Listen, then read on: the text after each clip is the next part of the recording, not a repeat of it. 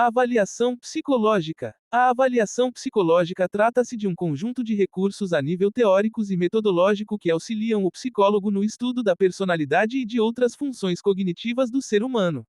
Logo, pode-se compreender a avaliação psicológica como um corpo organizado de estratégias e instrumentos disponíveis ao psicólogo para a concretização de suas investigações. Fundamentos do psicodiagnóstico. Considera-se o psicodiagnóstico como uma avaliação psicológica, cujo caráter é científico. Refere-se, portanto, a uma prática clínica com objetivos, tempo e papéis bem definidos, o que a difere do processo analítico. Seu intuito é conceber, independente da existência ou não de uma psicopatologia, uma análise e uma identificação das potencialidades e reveses da esfera psíquica do sujeito, tanto para classificar o caso quanto para prever o seu curso, prognóstico e, assim, pontuar possíveis soluções para o caso. No processo do psicodiagnóstico, o problema torna-se reconhecido a partir de alterações ou mudanças nos comportamentos costumeiros do indivíduo, que se verificam pela presença de um exagero ou diminuição de um padrão de comportamento. Essas variações podem ser observadas em várias dimensões, como na atividade motora, da fala, do pensamento, no humor, depressão versus euforia, em outros afetos, embotamento, excitação. Neste pensar, uma manifestação inusitada deve ser analisada levando em consideração o contexto do sujeito, ao passo que um sintoma único não tem valor diagnóstico por si. É necessário que o paciente apresente um certo número de características do sintoma, durante um período de tempo, para ser possível chegar a uma decisão diagnóstica. Especificidades da avaliação psicológica: infância, adolescência, vida adulta, velhice e casais. O desenvolvimento humano refere-se ao processo de mudanças que ocorrem ao longo da vida dos indivíduos, influenciado por condições genéticas e ambientais. A infância, a adolescência, a vida adulta e a velhice constituem as principais fases deste processo, que além de ser contínuo, é caracterizado como multidimensional por englobar vários aspectos, sejam eles biológicos, emocionais, sociais e cognitivos. O conhecimento sobre o desenvolvimento humano em todas as suas fases é considerado essencial para a realização de uma avaliação psicológica, visto que possibilita identificar variáveis afetivas, cognitivas, sociais e biológicas típicas dessas etapas, bem como fatores de risco que podem comprometer a vida dos indivíduos. Nas fases do desenvolvimento existem marcos que são considerados básicos, isto é, tarefas que são socialmente esperadas que se cumpram a cada sequência da vida. Além disso, essas tarefas se relacionam de forma que um déficit em alguma pode vir a prejudicar o desenvolvimento na mesma fase ou em uma futura. Deste modo, torna-se fundamental no processo de avaliação psicológica a investigação desses marcos e da forma como os indivíduos lidam com eles, considerando as particularidades e possibilidades de cada contexto.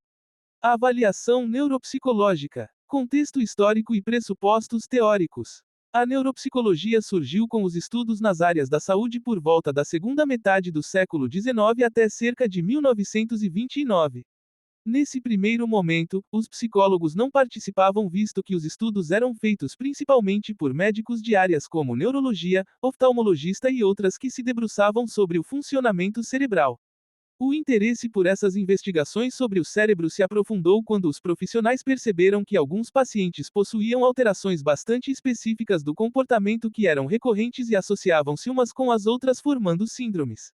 Com o avanço e concretização da área de neuropsicologia, pode-se falar em diversos pressupostos teóricos, sendo três de destaque para finalidades introdutórias: materialismo, localizacionismo e transparência. O materialismo é entendido que, do ponto de vista ontológico, da realidade metafísica, não existe diferença entre cérebro e mente, sendo esses dois aspectos de uma mesma coisa. O localizacionismo é a ideia de que o cérebro-mente é uma entidade altamente complexa e dinâmica, mas que se compõe de uma série de subsistemas e de maneira hierárquica. Cada um desses subsistemas pode ser comprometido de uma maneira isolada por lesões ou disfunções cerebrais, através disso sendo possível fazer a relação anatomoclínica ou estrutura-função. A transparência, também chamado de isomorfismo antigamente, diz que a neuropsicologia pode ser usada para fazer inferência quanto às relações do cérebro e o comportamento. O método é válido, podendo observações serem feitas para realizar as inferências com uma margem de acerto a respeito das regiões cerebrais e seus funcionamentos. Sendo assim, a neuropsicologia pode ser definida como uma disciplina que investiga as relações entre o cérebro e o comportamento utilizando uma abordagem metodológica muito específica caracterizada por pressupostos como os anteriormente citados, focados na relação estrutura-função. O que é avaliação neuropsicológica? A avaliação neuropsicológica é uma modalidade de avaliação psicológica voltada para o exame das funções cognitivas e seus correlatos neuroanatômicos para casos em que há hipóteses de disfunções relacionadas com algum problema neurológico. É um tipo de avaliação que exige do profissional uma familiaridade com a psicometria, para que consiga enxergar, através de scores de testes, fatores pessoais que podem modificar o desempenho do paciente. Para o exercício de uma prática profissional adequada, são necessários conhecimentos relativos ao desenvolvimento do sistema nervoso, teorias cognitivas dos processos mentais, teorias do desenvolvimento humano, síndromes, transtornos e doenças que acometem o sistema nervoso, correlatos entre a expressão comportamental, desempenho cognitivo e neurofisiologia, de modo a estabelecer um comparativo com o funcionamento esperado e possíveis disfunções. No processo de avaliação neuropsicológica deve-se atentar às particularidades do indivíduo de forma que a partir da anamnese aquele paciente seja tratado como um sujeito único, com peculiaridades e necessidades individuais. Sendo assim, os exames, tarefas, testes psicológicos e estratégias usadas têm que ser focalizados no paciente, só assim será possível fazer uma avaliação neuropsicológica de qualidade e que consiga abarcar tanto as limitações quanto as competências do indivíduo.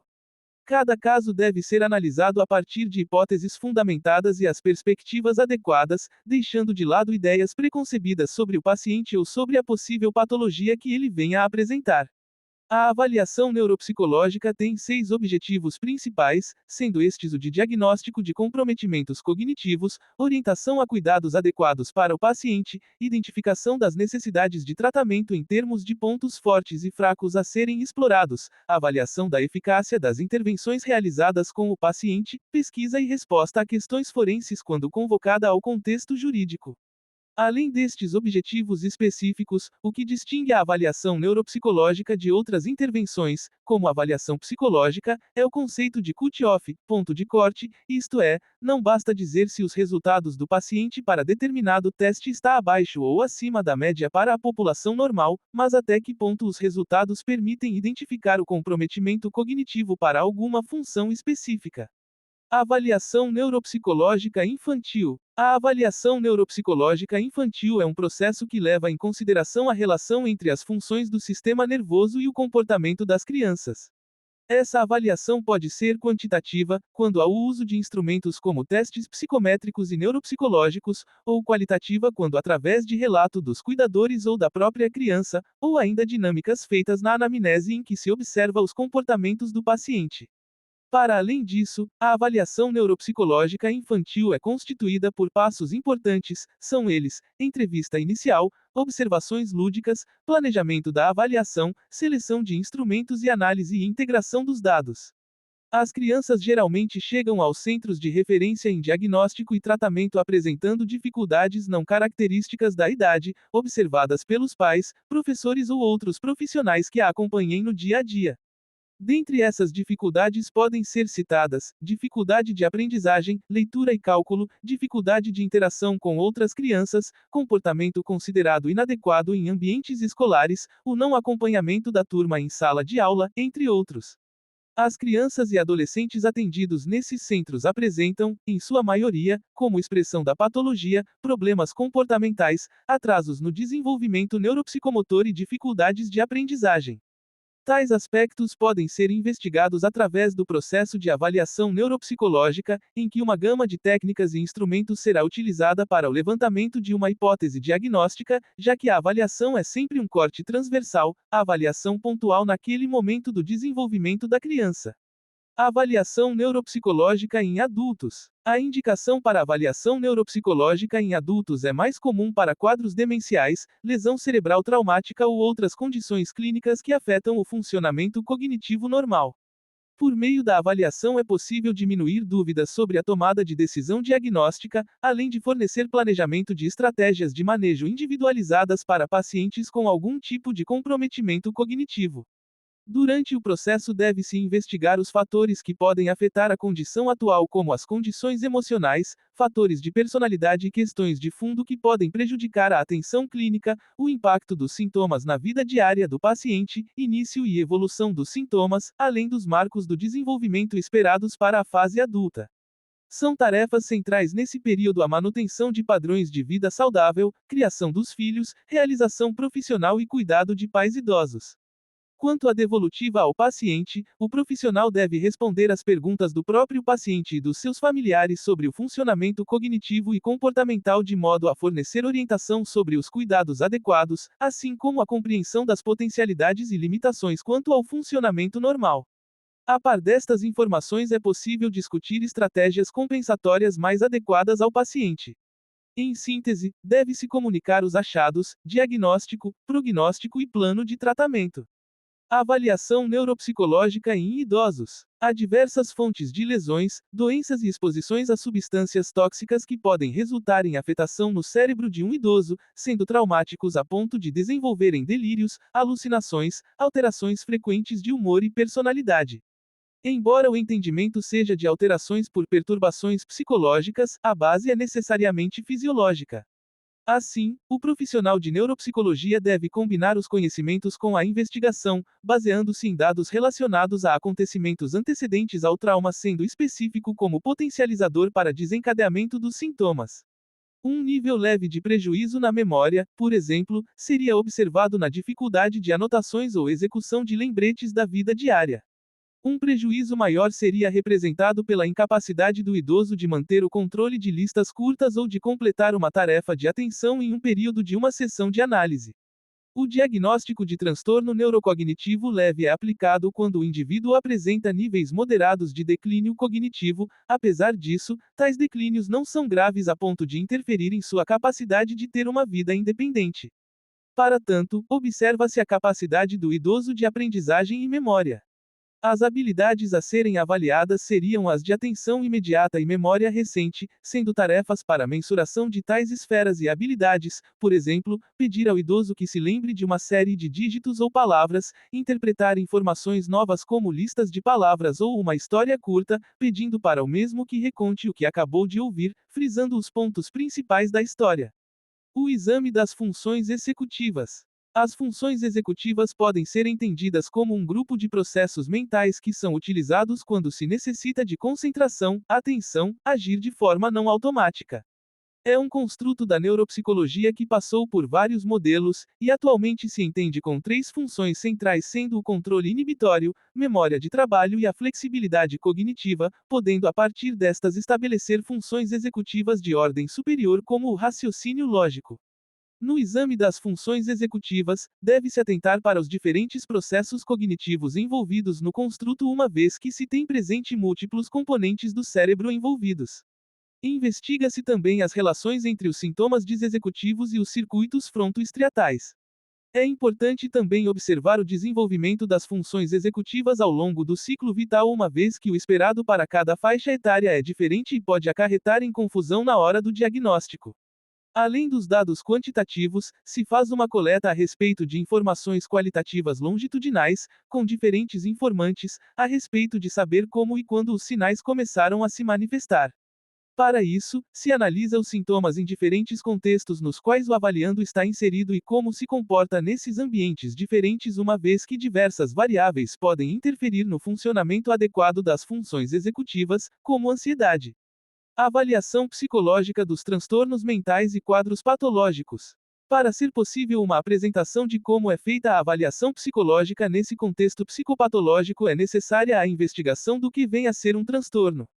Um conjunto de comportamentos, dentro de um padrão de anormalidade, só podem ser considerados como um transtorno se atender a 5 critérios: ter significância clínica, isto é, apresentar um grau de prejuízo que possa ser mensurado, disfunção em processos psicológicos, biológicos ou do desenvolvimento, estar associado ao sofrimento, incapacidade em algum dos âmbitos importantes na vida do indivíduo. Um comportamento não pode ser considerado parte de um transtorno se forem socialmente desviante, em termos de política, religião ou sexualidade e, por fim, não podem ser tidos como tal se forem conflitos entre o sujeito e a sociedade. Para a realização desse processo, é de suma importância entender que as etapas, contato inicial, entrevistas, aplicação de testes, devolutiva, encaminhamento e devolutiva, devem estar atreladas a direitos básicos do paciente, como identificar se há ou não a necessidade da utilidade da presença de um informante, não desconsiderando informações trazidas pelo paciente, prezar pela manutenção da atenção durante relatos que podem vir a ser incoerentes ou coerentes, observar se o paciente está em condições para realizar o psicodiagnóstico, estar atento a sentimentos evocados durante o processo e garantir o direito de acesso à informação da avaliação psicológica. Além disso, por tratar-se de aspectos da psicopatologia, na elaboração de um psicodiagnóstico utiliza-se o DSM-5 para auxiliar a facilitar a identificação de um transtorno e poder fechar um diagnóstico, tendo em vista que para melhor construção de um tratamento adequado é necessária que haja uma especificação do transtorno com a elaboração de um diagnóstico diferencial, método utilizado para diferenciar dois transtornos semelhantes.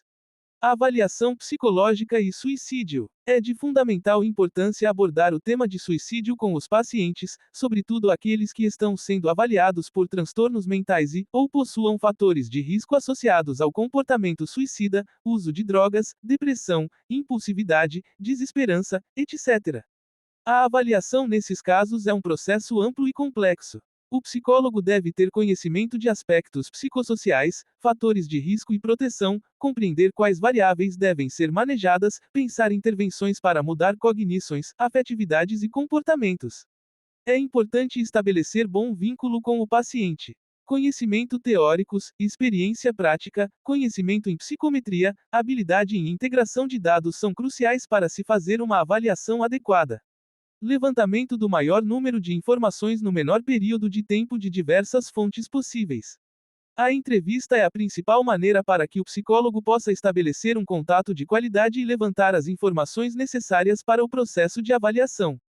Anamnese, perguntar diretamente sobre pensamentos, planejamento e tentativas, observar presença de padrões cognitivos rígidos, pensamentos, sentimentos e ações restritivos, ambivalência e impulsividade, fatores de risco e proteção, rede de apoio para aviso, ética do psicólogo. Entrevista. Dados sociodemográficos, rede de apoio, fatores de risco e de proteção, história do paciente, problema identificado e queixas, suicidabilidade atual, história de suicídio, tentativas passadas, natureza, método, letalidade e consequências, história de suicídio familiar ou de colegas. Utilização de escalas de ideação para identificar o risco, tal como a CSIRS. Não existem escalas validadas no contexto brasileiro e poucas são desenvolvidas para comprovar teorias sobre o suicídio, ou seja, existe uma lacuna teórica sobre avaliação psicológica e desenvolvimento teóricos no suicídio. A avaliação psicológica, do contexto forense aos ambientes isolados, confinados e extremos, AIS. Ambientes isolados, confinados e extremos, ICE, são locais que oferecem alto potencial ofensivo à vida e à sua manutenção, demandando condutas de cuidado e proteção às pessoas que vivem, trabalham ou participam de missões eventuais ou específicas nesses ambientes, tais como regiões polares, subterrâneas, marítimas e estações polares. Nesses locais, há ameaça iminente de possíveis eventos críticos e acidentes, o que acabam por influenciar mudanças relevantes no tônus psicofisiológicos, neuropsicológico e no comportamento socioambiental. Assim, tornando primordial conhecer os determinados fatores humanos envolvidos e suas relações com os estressores ambientais, as características singulares do espaço, da função que trabalhadores irão desempenhar, recursos materiais que terão acesso, o que evidencia uma investigação in loco, junto aos profissionais que atuam nessas condições ambientais e um processo de avaliação psicológica sendo planejada para um período de antes, durante e após processo de inserção nesses ambientes.